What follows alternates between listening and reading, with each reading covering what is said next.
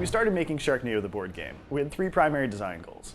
The first one was to put you inside of your own Sharknado story every time that you play. We don't want you just to finish the game and say, yay, we won. Instead, we want you to talk about your story afterwards. Wow, when Mike got his arm bit off rescuing the pilot and Tom lost his head finding the bombs, I thought we were done for.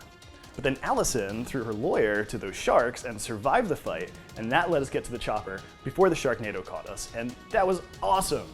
Those are the moments we want to create for you, and all those things can happen in this game.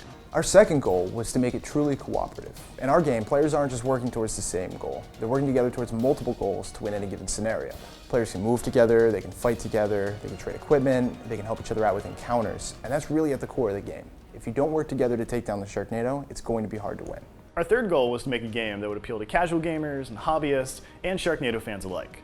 We're making a Sharknado game because we're gamers and we're Sharknado fans, but we've had a lot of people sit down to play the game that have never seen a Sharknado movie before, and yet they still enjoyed it and they still had a blast, and then afterwards they're like, okay, well, I'm gonna go watch Sharknado now. So if you already love Sharknado but don't play board games, we hope this is your gateway into that hobby.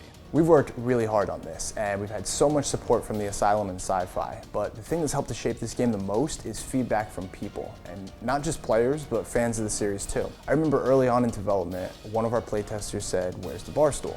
And we were like, "What bar stool?" And he reminded us that in the first movie, a character uses a bar stool as a weapon. And we said, "You're totally right, so now you can kill sharks with a bar stool in the game." So that's why we're here, on Kickstarter.